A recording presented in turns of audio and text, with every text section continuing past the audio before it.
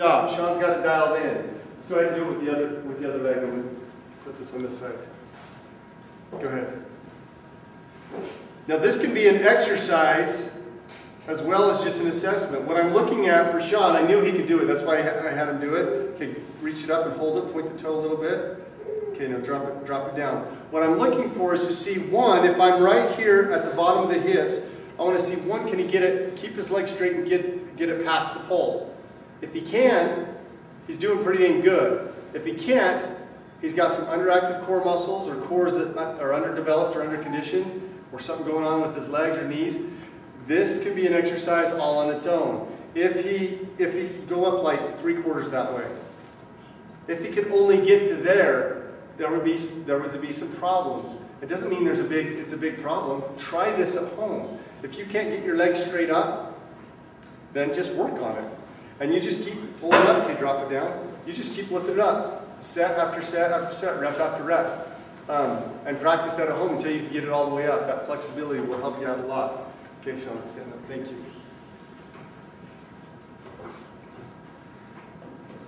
I'll do... Yeah, that's good. Give Sean a round of applause. I want to do this one. I'll do this one with Jane. This is a hurdle step. Where you want to do, you can set this up with tape along the doorway. Hurdle step, come stand out right here. There you go, hip width apart. Okay, I want her to be about a foot away, her toes to be just under this bar, this tape, wherever you set it up, and it's right at the hump of the shin bone. Again, you're going to have all this online, so you'll be able to see it. Right at the hump of the shin bone, that's the height of this.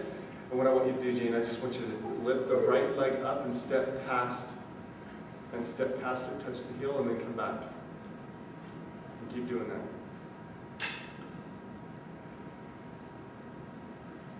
Do I have imbalances? You're doing good. What I'm looking for when I do this assessment is I'm looking for the standing leg, not the moving leg. I'm looking for the standing leg, and I want the repetitions to be slow. And I'm looking to see if there's any turning of the knee, if the knee's turning in. I'm looking at the hips. I want to make sure the hips stay horizontal. I want to make sure the shoulders stay horizontal, and that her balance is decent. Now go to the other leg. This is something you can try at home. This one is a great one. Yeah. And you can do it with an imaginary pole. You can do this. We do this all day long. You'll be surprised how much it works out the standing leg.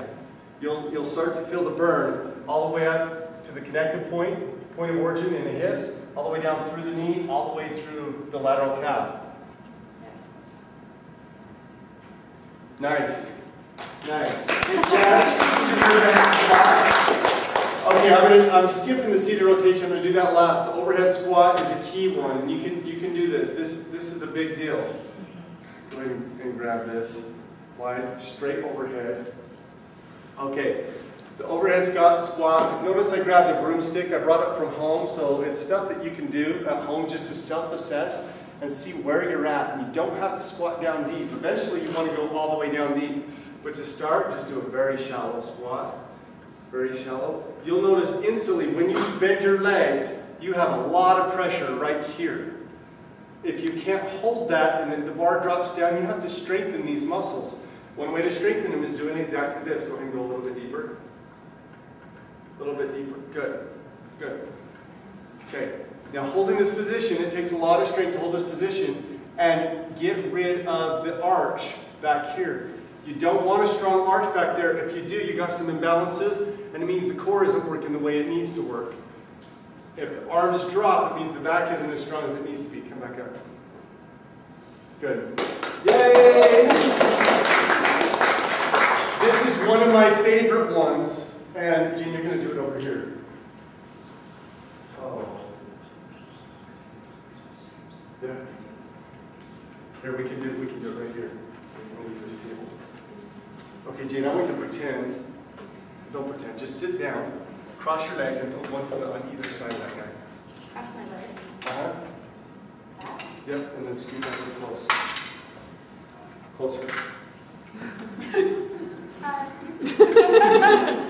Okay. Now what you're going to do is,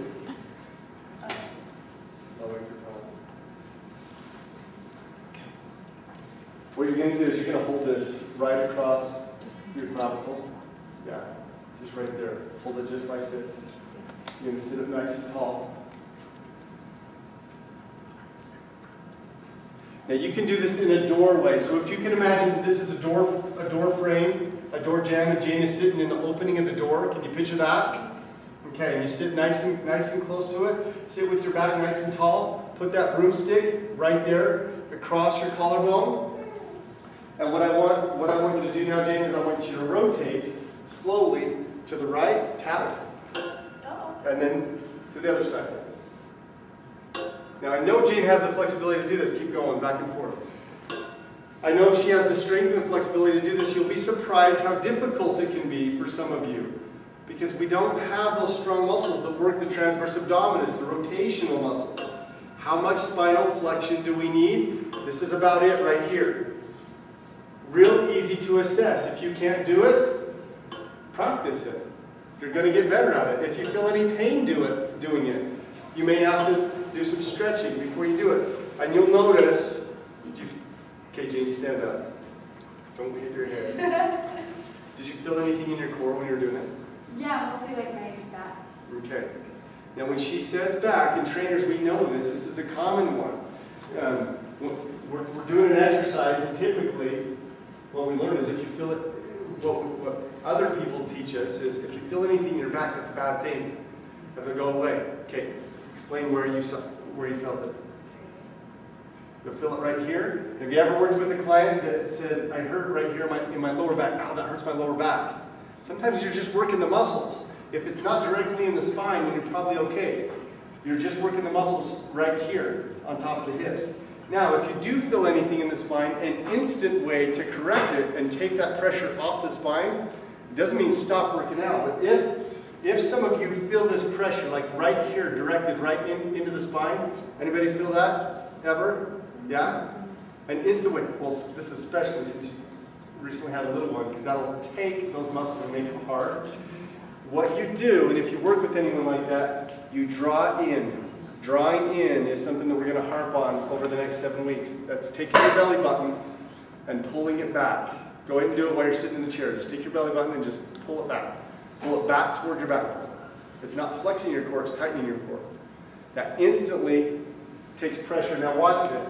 Our spine in general has a little curve to it. So weight from gravity puts a net force this way, right on that spot. So we have to counteract that with an opposing force. Does that make sense? If we got a curve, I'm going to exaggerate the curve. So if the spine from the neck goes like this, and we got this curve, clear down to the sacrum. Can you picture this? This is someone's eyes, they're looking this way. Okay, I got downward pressure here. Because of this curvature in the spine, it's going to put a net force in that direction. Now, if we don't have strong core muscles, that net force in that direction is going to cause aches and pain right there in the lower back. We have to provide an opposing force. That's what drawing in does. We have to oppose that force by taking our belly button and pulling it back. And instantly, pressure is alleviated from that spot. Make sense? Yeah? Okay, we got those. Corrective exercises. Hurdle step, we did the hurdle step. That's the one where Jane was stepping over and stepping back. Tube walking.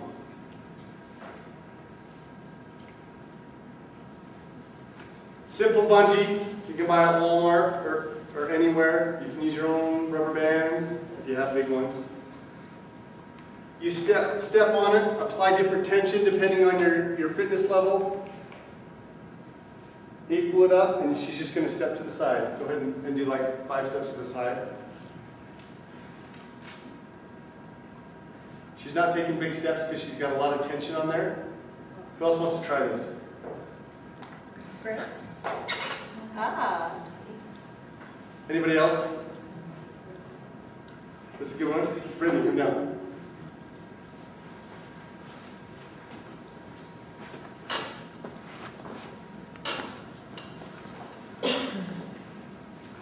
If you've never done this exercise before, you'll be surprised because watching it doesn't have. You're surprised. You're surprised how much you feel it when you actually do it if you've never done it before. And just take it a step to the side. What's right here?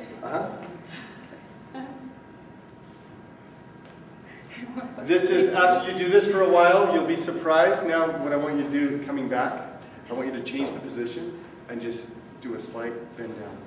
Slight squat. A little more. Yeah, now step to the side. Now, we see all these booty exercises to how to get the perky butt. I need a little space. This is one of the best glute exercises that you can do. Especially, it's going to strengthen the core in the back, all those abductor muscles that you need. Good stuff. Good, and the core too. Nice, thanks Brittany. Good job. Overhead squat, we did that. Squat to row. I want to show that right here. Jamie, you do this guy.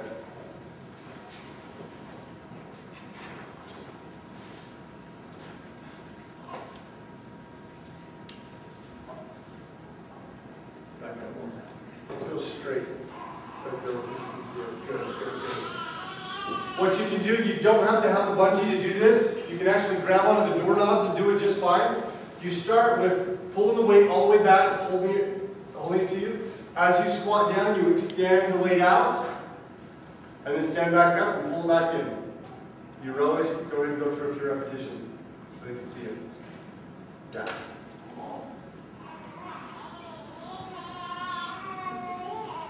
Got it? This is one of the best corrective exercises, and then your brain just goes to all those checkpoints. You're looking at the feet, the ankles, making sure hip width apart, feet straight forward, knees are straight, you're not coming past the toes. Hips are in a neutral position, the back is straight, so thoracic or lumbar spine is taken care of. Thoracic spine is strong because the sternum is up, and the head and neck are in line all the time. So constantly we're going through those checkpoints to make sure every movement that we do is in line. That's where pain starts to go away because we're strengthening the underactive muscles. The imbalances is what's causing the pain. The muscles that are underactive are coming in, getting engaged, and becoming part of the motion, part of the movement, so it's taking the pain away. Okay, as you start lifting your chest and your shoulders and going back, is it normal for the muscles between